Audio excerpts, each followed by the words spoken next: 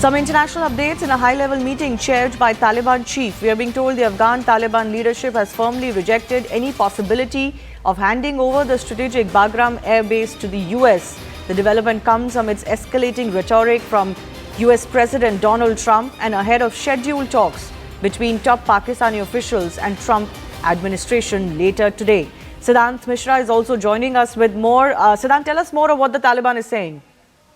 Well, that's right. In fact, Taliban has already made its position very clear that they are not going to return the Bagram Airbase to the United States. And in fact, now we get to know that Afghan Taliban chief chairs a big meeting, Shivani, after President Trump's threat. In fact, in the meeting, it was decided that Taliban will not hand over Bagram Airbase. In fact, they are fully prepared for a war if attacked by the United States and allied forces.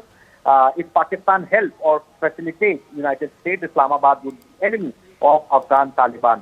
Now Afghan Taliban is in contact with Russia, China, and other countries.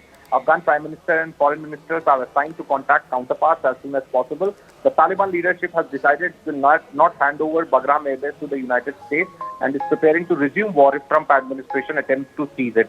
According to sources, if Afghan Taliban barracks, Afghan Taliban leader Habibatullah Akhundzada has held a series of meetings in Kandahar in recent days with the three cabinet ministers, intelligence chiefs, and military commanders and members of the Council of Clerics. The top huddle decided to use all diplomatic channels and contact world leaders to inform about President Trump's threat and possible aggression. Now, also this meeting by the Taliban leadership, Shivani, is ahead of Pakistani Prime Minister Shehbaz Sharif visiting Washington.